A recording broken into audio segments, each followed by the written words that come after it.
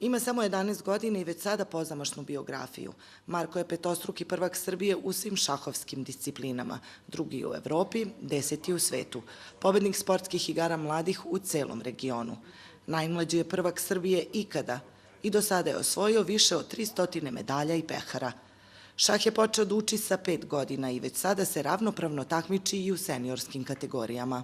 Ja lično mogu da igram sva otvaranja u šahu, ali meni se najviše dopadaju agresivne igre B4, ja agresivni volim da napadam protivnike, jer tako ima veća šansa da oni pogreši, tako da je lakše pobediti.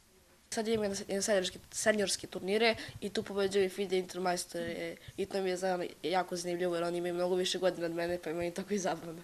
Marko šah uči uz kompjuter, vežba svakoga dana, a redovno pomaže i svom bratu Pavlu, koji takođe niže uspehe. Drugi je u Vojvodini i treći u Srbiji za uzrast do 8 godina. Želja mu je da igra dobro kao i brat. Oko 30 medalja i pehara je tako to. Moj najomiljeniji šahista je moj brat Marko, a volim i Magnus Carlsen. Velika podrška im je otac Nebojša, sa kojim su i odigrali prve partije. On je uz njih na svim takmičenjima.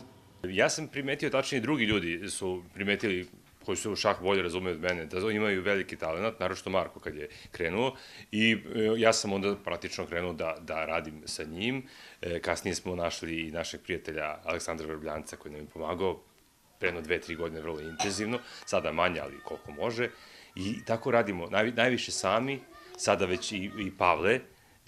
Pavle uči, ja ga učim koliko mogu, šta ne mogu, Marko pomaže i tako to ide.